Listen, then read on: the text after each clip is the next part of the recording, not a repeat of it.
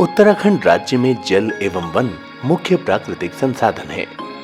राज्य में विरासत में मिले जल संसाधन का उपयोग जहां एक और विद्युत उत्पादन के लिए छोटे बड़े बांधों का निर्माण तथा सिंचाई के लिए नहरों का निर्माण हो रहा है, वहीं दूसरी ओर जल आधारित उद्योग अंतर्गत मत्स्य व्यवसाय को विकसित कर क्षेत्रीय बेरोजगार युवा पीढ़ी के लिए नए रोजगार के अवसर विकसित किए जा रहे हैं।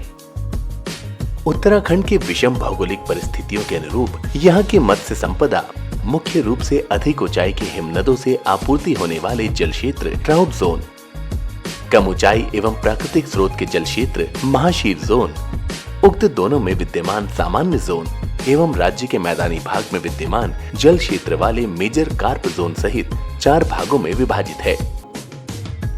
केंद्र सरकार द्वारा वर्ष 2016-17 में नई योजना नील क्रांति समन्वित विकास एवं मात्स्यिकी प्रबंधन का शुभारंभ किया गया।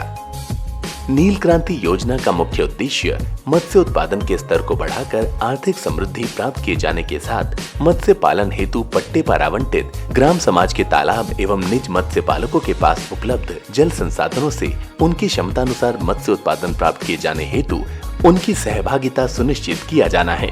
डिपार्टमेंट से हमें बहुत सहयोग मिल रहा है। उन्होंने हमें काफ़ी कुछ कवरिंग नेट दिए हैं, हैंड नेट्स दिए हैं और इस वर्किंग को करने के लिए कंस्ट्रक्शन वर्क का पैसा भी दे दिया है। सीड और फीड भी बराबर मिल ही रहा है। 2018-19 में 18 लाख रुपए का जो हमको सब्सिडी योजना में जो पैसा मिला है उस पर हमने सारे ये रेजवेस तैयार किए हैं और इन रेजवेसों में अभी हमारे पास कम से कम 10,000-20,000 मच्छियाँ अभी प्रत्येक पौंड में हमने डलवाई हैं।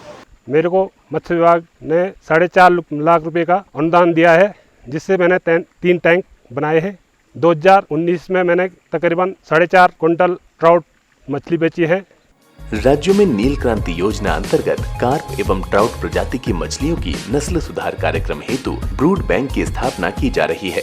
खटीमा जनपद उधम सिंह नगर में कार्प प्रजाति हेतु ब्रूड बैंक क्रियाशील है।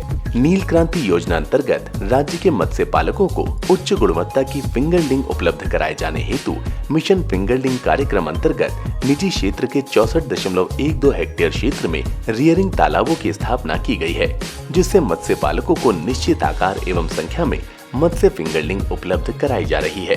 पहले हमारे कोमलकार थी यहाँ पे, तो वो नहीं हो पाए यहाँ पे। हमने सोचा फिर यहाँ पे ट्रॉट डालें, तो ट्रॉट की यहाँ पे अच्छी ग्रोथ 6-7 महीने में ट्रॉट यहाँ पे हो जाती।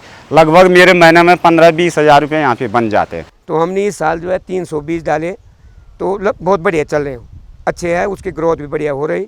मत्स्य विभाग द्वारा हमें नील क्रांति योजना के अंतर्गत 10 लाख का सब्सिडी वित्त पोषित की गई, जिसके द्वारा हमने 10 तालाब निर्माण कराए, जिनमें हमारी 20,000 मछलियाँ हैं और प्रत्येक तालाब में अभी हम 2-2 हज़ार करके डालेंगे उसमें। नील क्रांति योजना अंतर्गत मछुआ समुदाय को पट्टे पर आवंटित ग्राम समाज के तालाबों से अधिक मत्स्य उत्पादन करने हेतु 10.37 हेक्टेयर सुधार कार्यक्रम किए गए हैं। योजना अंतर्गत इसके अतिरिक्त नए व्यक्तिगत लाभार्थियों को मत्स्य पालन से जोड़ने हेतु 21.5 हेक्टेयर नवीन तालाब निर्माण कराए गए हैं। कम भूमि एवं कम पानी में भी सघन मत्स्य पालन को बढ़ावा दिए जाने हेतु राज्य में प्रति यूनिट क्षेत्रफल में 40 टन क्षमता के 2 RAS यूनिट की स्थापना की गई है।